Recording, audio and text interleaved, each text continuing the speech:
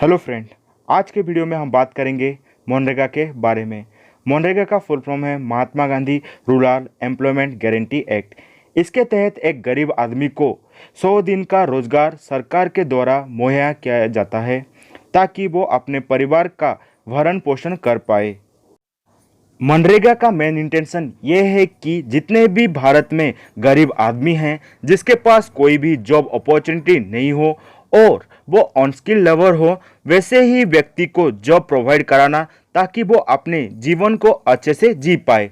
अगर हम हमारे संविधान को देखें जहां पर धारा व आर्टिकल नंबर 41 में इसके बारे में मेंशन किया गया है।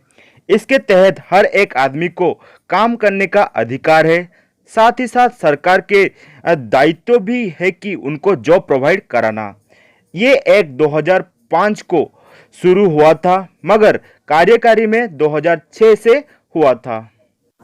अगर हम मनरेगा का इंग्लिश के अनुवाद को देखें तो यहाँ पर लिखा गया है कि the Mahatma Gandhi national rural employment guarantee act MNREGA is an Indian law that aims to guarantee the right to work and ensure livelihood security in rural area by providing at least 100 days of guaranteed wage employment in a financial year to every household whose adult member volunteer to do on-skill manual work। तो इसका अर्थ यह है कि मनरेगा के तहत कोई भी व्यक्ति जिसके पास रोजगार नहीं हो और वो ऑन स्किल लेबर हो, वैसे ही व्यक्ति को सरकार मनरेगा के तहत नौकरी प्रदान करेंगे जिसमें वो एक फाइनेंशियल ईयर में 100 दिन का काम मुहैया कराया जाएगा ताकि वो अपने सांसारिक जीवन को अच्छे से जी पाए। तो अगर यहाँ पर देखें तो ये एक आइन भी है जहाँ पर हम आर्टिकल नंबर 41 में उसको क्लियरली मेंशन किया गया है कि कोई भी व्यक्ति को काम से वंचित नहीं किया जा सकता है, वो उसका अधिकार है। तो ये सरकार का भी दायित्व बनता है कि वैसे ही व्यक्ति को वो रोजगार प्रदान करें। मनरेगा स्कीम 2006 में लागू में आया था। उस वक्त 200 डिस्ट्रिक्ट उसके भीतर समाहित थे और उसके बाद 2007 में 130 डिस्ट्रिक्ट को फिर इंक्लूडेड किया गया था और 2008 आते आते लगभग हर डिस्ट्रिक्ट मनरेगा के अंतर्गत इंक्लूडेड होते गए। मनरेगा वर्तमान अभी 619 डिस्ट्रिक्ट को अपने भीतर इंक्लूड करता है। साथ ही साथ 6400 ब्लॉक, 6 लाख गाँवों और साथ ही साथ 2.35 लाख विलेज को अपने भीतर इंक्लूडेड करता है। ये बहुत ही लार्ज आकार में बहुत बढ़ता गया और साथ ही साथ बहुत सारे गांव शहर को अपने स्कीम के अंतर्गत वो जोड़ता गया। फ्रेंड, अभी हम मनरेगा स्कीम को और डिटेल में जानने की कोशिश करेंगे कि मनरेगा एक्चुअली क्या है और क्या क्या सब चीज़ उसमें इंक्लूडेड हैं। मनरेगा को समझने का कोशिश करते हैं। पहले तो ये सेंट्रली स्पॉन्सर स्कीम है which provide a legal guarantee for 100 day of work in each year to an adult member of a rural household whose adult members are willing to do on skill manual work labor। तो यहाँ पर बोला गया है कि एक family में अगर कोई भी एडल्ट पर्सन हो जो चाहता है कि इस स्कीम के अंतर्गत वो काम करना चाहता है, वो अपने वॉलेंटरीली वो अपनी इच्छा से आकर वो जड़ित हो सकता है और इस स्कीम के अंतर्गत जो भी फ़ायदा सरकार के द्वारा मुहैया किया जाएगा उस फ़ायदा का लाभ वो उठा सकता है। ये स्कीम 2005 को लॉन्च हुआ था। उसका इनिशियली नाम था नरेगा बोलकर, national rural employment guarantee act. NREGA जो कि मनरेगा का इनिशियली नाम था, जो कि एनेक्ट कब हुआ था 23 अगस्त 2005 को और वो ऑपरेशन व कार्यकारी में कब से शुरू हुआ था 2 फेब 2006 में, जो कि उस वक्त 200 डिस्ट्रिक्ट को अपने भीतर समाहित करता था और 2008 आते आते वो लगभग हर डिस्ट्रिक्ट को मनरेगा स्कीम के अंतर्गत वो इंक्लूड करता गया। This act give legal right to rural household to claim 100 day of work per year within 5 km at prescribed wage rate within 15 day of making such claim falling with compensation is liable to be paid। तो यहाँ पर दर्शाया गया है कि एक व्यक्ति को मनरेगा के अंतर्गत 100 दिन का काम मुहैया किया जाएगा। साथ ही साथ वो एक रेंज के भीतर ही, वो है 5 किलोमीटर एरिया बा डिस्टेंस के अंतर्गत ही उस व्यक्ति को अपने एरिया में ही एक जॉब अपॉर्चुनिटी उसको प्रोवाइड किया जाएगा। साथ ही साथ अगर 15 दिन काम में देरी होता है तो उसके जगह में अगर वो कंप्लेंट करता है तो उसको कॉम्पेंसेशन का भी प्रोविज़न है, तो वो व्यक्ति को कुछ कॉम्पेंसेशन के रूप में कुछ मनी भी मिल सकता है। अगर हम मनरेगा का उद्देश्य के बारे में बात करें तो उसके एम के बारे में बात करें तो उसका एम बहुत ही बड़ा है। जैसे कि हम बोल सकते हैं सोशल एंड लिवलीहुड सिक्योरिटी, जो भी व्यक्ति के पास कोई भी रोजगार ना हो उस व्यक्ति को रोजगार देकर उसके फैमिली को एक अच्छा जीवन दे पाए। साथ ही साथ यहाँ पर बोला गया है पॉवर्टी एलिवेशन, यहाँ मनरेगा के अंतर्गत जितने भी हमारे देश में गरीब हैं, गरीब को हटा जा सके ताकि लोगों को कोई भी बेगिंग ना करना पड़े। साथ ही साथ यहाँ पर लिखा गया है कि increasing rural consumption, creation of durable asset for rural development and environmental protection, social inclusion, strengthening Panchayati Raj system. तो जनरली यहाँ पर ओवरऑल देखें तो यहाँ पर सोशल डेवलपमेंट के बारे में बोला गया है ताकि ज़्यादा से ज़्यादा लोग उसके भीतर अंतर्गत हों और वो एक जॉब अपॉर्चुनिटी पा पाएँ ताकि वो अपने फैमिली को अच्छे से चला पाएँ और वो अपने सोसाइटी को एक बेहतर से बेहतर बनाने में हेल्प कर पाएँ। Flagship rural development scheme providing job to about 50 million adult every year, central budgetary allocation in recent year about 60,000 crores। अब हम मनरेगा का की फीचर्स के बारे में डिस्कशन करेंगे, जहां पर हम देखेंगे कि मनरेगा स्कीम का क्या क्या विशेषताएं हैं। अगर हम उसके की फीचर्स के बारे में डिस्कशन करें तो उसके पहले की फीचर्स में आता है bottom up people centre demand driven self selecting and right based employment scheme. तो ये लोगों के लिए, लोगों को देखते हुए ये स्कीम बना गया है ताकि ज़्यादा से ज़्यादा लोग उसमें अंतर्गत आएँ और हमारे देश में जितने भी बेरोजगारी हैं व अनएम्प्लॉयमेंट को दूर कर पाएँ। सेकंड यहाँ पर लिखा गया है कि each states to have is own version of rural employment guarantee scheme. जैसे कि यहाँ पर लिखा गया है कि वो चाहे स्टेट वो अपने वर्जन, अपने वे में उस स्कीम को अपने हिसाब से वो रेगुलेट कर सकते हैं अपने स्टेट में अपने मन मुताबिक। तो साथ ही साथ अगर हम उसके डिस्टेंस और टाइम लिमिट के बारे में बात करें तो यहाँ पर लिखा गया है कि जो भी व्यक्ति मनरेगा के अंतर्गत आएगा उस व्यक्ति को अपने लोकेलिटी में ही काम मिलेगा, जो कि 5 किलोमीटर रेडियस के अंतर्गत ही। साथ ही साथ यहाँ पर बोला गया है कि अगर कोई व्यक्ति को 15 दिन तक काम ना मिले तो उसको प्रतिबदल में उसको कॉम्पेंसेशन भी दिया जाएगा एक पैसा के आकार में। अगर हम मनरेगा के थर्ड नंबर फीचर्स को देखें, जहां पर रिजर्वेशन के बारे में बोला गया है, जहां पर वुमेन लोगों को कोई भी वर्क साइट में वुमेन लोगों का 1/3 पार्टिसिपेशन मस्ट भी रहना चाहिए। साथ ही साथ वहां पर वर्किंग साइट के फैसिलिटी के बारे में भी दर्शाया गया है, जहां पर एक व्यक्ति अगर किसी वर्किंग साइट में काम करता हो तो वहां पर उसको शुद्ध पानी पीने के लिए मिले और जो भी कुछ आघात आए तो वहां पर फास्ट एड सिस्टम भी वहां पर मुहैया किया जाए। अगर उसके टारगेटिंग के बारे में देखें तो यहाँ पर लिखा गया है कि no pick as choose whoever demand get the work within 15 day. तो यहाँ पर बोला गया है कि यहाँ पर कोई स्पेसिफिक टारगेट नहीं है, जो भी व्यक्ति इसके अंतर्गत आएगा उसको काम दिया जाएगा। अगर 15 दिन के अंदर उसको काम नहीं दिया जा पा रहा है तो उसको पैसे के रूप में कुछ कंपनसेशन दिया जाएगा। अगर हम वेज रेट के बारे में बात करें तो उसका जो वेज रेट होता है वो गवर्नमेंट डिसाइड करता है, गवर्नमेंट के हिसाब से उनको पैसा मिलता है। अगर वो स्टेट चाहे तो स्टेट में भी भराई करता है, स्टेट हिसाब से उसका भी अमाउंट बहुत भराई करता रहता है। तो अगर हम ऑन एन एवरेज देखें तो 210 रुपये हर एक लेबर को मिलता है। मनरेगा का और एक फीचर है, वहाँ पर दिखाया गया है कि 60-40 रेशियो में हर एक वर्किंग साइट में काम होता है। वहाँ पर 60% पीपुल का योगदान रहता है और 40% मटेरियल का वहाँ पर इस्तेमाल होता है। अगर वैसे ही और एक फीचर्स को देखें जहाँ पर ट्रांसपेरेंसी और अकाउंटेबिलिटी के बारे में बात किया गया है, जहाँ पर हर एक लेबर का पैसा अपने बैंक खाता में डायरेक्ट डाल दिया जाता है, उनको कैश पेमेंट नहीं किया जाता है। साथ ही साथ यहाँ पर बोला गया है कि इसको सीएजी द्वारा कंट्रोल किया जाता है, ऑडिट बाय सीएजी। और यहाँ पर देखें तो सोशल ऑडिट बाय ग्राम सभा भी अपने अंतर्गत ये सब के बारे में तदारक करता रहता है। साथ ही साथ इसको ट्रांसपेरेंसी मीन्स उसको हम अच्छे से जानने के लिए, उसको कोई भी घोटाला ना हो इसके लिए उसको ट्रांसपेरेंट भी किया जाता है कि हम अगर उसके बारे में कुछ भी तथ्य जानना चाहते हैं तो हम इजीली नेट के माध्यम से भी उसको हम पा सकते हैं। अगर वैसे ही उसके फंडिंग के बारे में बात करें तो यहाँ पर दो सरकार यहाँ पर फंडिंग करते हैं, एक केंद्र सरकार और राज्य सरकार। तो ये दो तरफ से पैसा आता है इस स्कीम के लिए। अब हम देखेंगे कि नरेगा से मनरेगा बनने का यात्रा, जहां पर हम उसके इवोल्यूशन के बारे में डिस्कशन करेंगे। वैसे अगर हम देखें तो 1960 जो कि थर्ड 5 ईयर प्लान में पहली बार वहां पर रोजगार के बारे में बात किया गया था कि 100 दिन का रोजगार लोगों को मुहैया किया जाए। इन 1972 Maharashtra introduce employment guarantee scheme. तो 1972 को महाराष्ट्र गवर्नमेंट ने वहाँ पर एक एम्प्लॉयमेंट स्कीम को वहाँ पर लागू किया था, जिसके अंतर्गत एक minimum level of subsistence constructing productivity asset and infrastructure and long term development. तो पहली बार एक सोच जो कि महाराष्ट्र गवर्नमेंट के द्वारा लिया गया था ताकि एक वर्किंग साइट में क्या और कैसे एक काम को किया जाए उसको लेकर यहाँ पर एक स्कीम लाया गया था जो था एम्प्लॉयमेंट गारंटी स्कीम।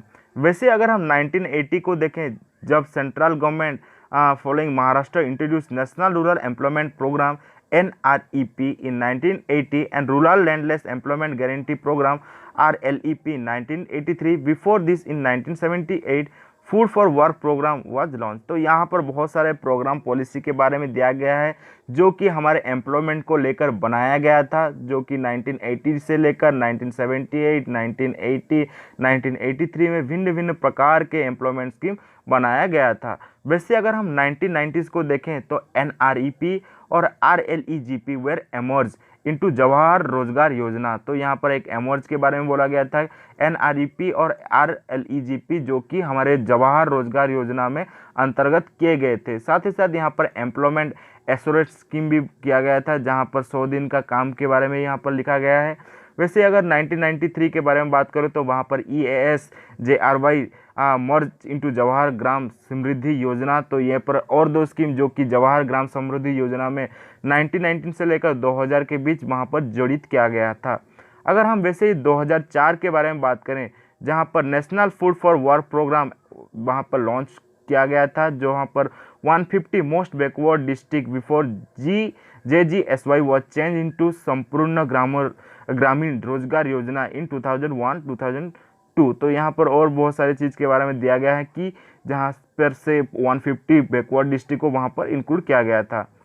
वैसे अगर हम 2004 को देखें तो 2004 में और एक स्कीम आया था जिसका नाम था national rural guarantee programme. Bill was table in parliament 22 December 2004 refer a parliament standing committee on rural development. तो उसके अंतर्गत और एक भी लाया गया था 2004 को जिसका नाम था NRGP। तो वैसे ही 2005 को देखें तो modify bill finally present in parliament in 18 August 2005। NREG was enacted on 23 August 2005 after day of debate and amendment. तो यहाँ पर दिया गया है कि 23 अगस्त को वो एनेक्ट हुआ था। Then NREGA was made operational in 2200 district in February 2006 subsequently by 2000 all districts were cover. तो यहाँ पर बोला गया है कि जब ये मनरेगा स्टार्ट हुआ था तो पहली बार वहाँ पर 200 डिस्ट्रिक्ट को इंक्लूड किया गया था। साथ ही साथ टाइम के अनुसार वहाँ से 2008 पहुँचने तक बहुत सारे डिस्ट्रिक्ट को उसके भीतर इंक्लूड किया गया था। अगर देखें तो 2 October 2009 NREGA has been rename as Mahatma Gandhi national rural employment guarantee act. तो 2 अक्टूबर 2009 को वो नरेगा से बदलकर ये मनरेगा बन गया था। तो उस दिन गांधी जी का जन्मदिन था, तो गांधी जी के जन्म के अवसर पर वहाँ उस स्कीम को नरेगा से मनरेगा में कन्वर्ट कर दिया गया था। मनरेगा के एलिजिबिलिटी के बारे में बात करें तो यहाँ पर लिखा गया है कि any person who is above the age of 18 and reside in rural area is entitled to apply for work. तो यहाँ पर बोला गया है कि कोई भी व्यक्ति जिसका उम्र 18 साल से ज़्यादा हो और वो एक रूरल एरिया में रिसाइड करता हो व बसवास करता हो, तो वैसा भी व्यक्ति यहाँ पर मनरेगा स्कीम के लिए अप्लाई कर सकता है। अगर उसके एंटाइटलमेंट के बारे में देखें तो यहाँ पर लिखा गया है कि any applicant is entitled to work with in 15 day for as many as he or she has applied subject to a limit of 100 day per household per year. तो यहाँ पर बोला गया है कि एक व्यक्ति को 100 दिन का यहाँ पर रोजगार मुहैया किया जाएगा। अगर एक व्यक्ति को 15 दिन के भीतर अगर उसको कोई भी काम नहीं दिया जाता है तो उसको प्रतिबदल में उसको एक कॉम्पेंसेशन के रूप में एक अमाउंट उसको दिया जाएगा। अगर हम मनरेगा के डिस्टेंस के बारे में बात करें तो यहाँ पर डिस्टेंस को लेकर लिखा गया है कि work is to be provide within a radius of 5 kilometre of the applicant residence if possible and in any case within the block if work is provided beyond 5 kilometre travel allowance have to be paid. तो यहाँ पर बोला गया है कि मनरेगा के अंतर्गत एक व्यक्ति को अपने एरिया में 5 किलोमीटर के रेडियस के अंतर्गत में ही उसको काम दिया जाएगा। अगर उससे बियॉन्ड होता है तो उसको ट्रैवल अलाउंस भी पे किया जाएगा। अगर हम उसके वेजेस के बारे में बात करें तो यहाँ पर लिखा गया है कि workers are entitled to the statutory minimum wages applicable to the agricultural level in the state unless and until the central government notify a different wage rate if the central government notify the wage rate is subject to the minimum of Rs60 per day. तो यहाँ पर बोला गया है कि उनका जो veg होता व उनका जो भी पारिश्रमिक पैसा हो अर्थ होता हो वो निर्धारित एक स्टेट करता है। साथ ही साथ वहाँ पर सेंटर का भी एक इम्पोर्टेंट रोल रहता है। तो ऑन एन एवरेज जो मैं पहले बोल चुका था कि 210 रुपये होता है, अगर ये स्टेट वाइज भी वैरी करता है भी रहता है। अगर हम उसके पेमेंट प्रोसीजर के बारे में बात करें तो यहाँ पर लिखा गया है कि worker are to be paid weekly और in any case not later than a fortnight. Payment of wages is to be made directly to the person concern in the presence of independent persons of the community और pre announce date. तो यहाँ पर बोला गया है कि अगर उसके पेमेंट जो होता है डायरेक्टली उनके खाता में भेजा जाता है, नहीं तो कोई भी सरकारी अधिकारी के अंतर्गत कोई भी व्यक्ति वहाँ पर मौजूद हो और उसके देख रेख में एक व्यक्ति को एक केस के रूप में, केस के आकार में उसको पैसा भी दिया जा सकता है। अगर हम उसके अनएम्प्लॉयमेंट अलाउंस के बारे में देखें तो यहाँ पर लिखा गया है कि if work is not provided with in 15 day applicant are entitled to an unemployment allowances 1/3 of the wage rate of the first 30 day and 1/2 thereafter. तो यहाँ पर बोला गया है कि 15 दिन तक अगर उनको कोई भी काम नहीं मिलता है तो उनको यहाँ पर कॉम्पेंसेशन के रूप में कुछ पैसा उनको मिलेगा और उनको सरकार उसको मुहैया कराएंगे। अगर हम उनके वर्क फैसिलिटी के बारे में देखें तो वहाँ पर लिखा गया है कि labourer are entitled to various facility at the work site such as cleaning, drinking water, पीने के लिए शुद्ध पानी, बैठने के लिए छाँव, इमरजेंसी हेल्थ केयर, साथ ही साथ चाइल्ड माइंडिंग का भी वहाँ पर प्रोविज़न है। मनरेगा स्कीम का और अदर प्रोविज़न सब देखेंगे और क्या क्या सब चीज़ मनरेगा के अंतर्गत आता है उसके बारे में अभी हम चर्चा करेंगे। मनरेगा स्कीम के अंतर्गत यहाँ पर स्टेट को निर्देश दिया गया है कि वो अपने राज्य में उसको 6 महीने के अंतर्गत में ही उसको कार्यकारी में लाना पड़ेगा व उसको इम्प्लीमेंट करना पड़ेगा। मनरेगा का और एक प्रोविज़न है परमिसिबल वर्क। तो परमिसिबल वर्क का अर्थ है यह है कि जो भी वर्कर होंगे कौन से सेक्टर में काम करेंगे और उनको कौन नौकरी मुहैया कराएगा। तो उसको देखें तो यहाँ पर लिखा गया है कि मनरेगा के अंतर्गत हर एक व्यक्ति जो कि सरकार से जड़ित कामों में ही नियुक्त कराए जाएंगे, जैसे कि water conservation, minor irrigation, land development और एक जो है रूरल रोड। तो ये काम जो चीज़ यहाँ पर मैं बोला वही कामों में वो उनको नियुक्त किया जा सकता है। साथ ही साथ अगर और कोई भी अलग काम में उनको नियुक्त कराना चाहते हैं तो दोनों सेंट्रल गवर्नमेंट और स्टेट गवर्नमेंट आपस में बातचीत करके वो उनके लिए काम भी और अलग कोई काम भी डिसाइड कर सकते हैं। अब हम देखेंगे कि मनरेगा का प्रोग्राम ऑफिसर कौन होता है। तो यहाँ पर लिखा गया है कि the rural employment guarantee scheme is to be coordinate at the block level by programme officer.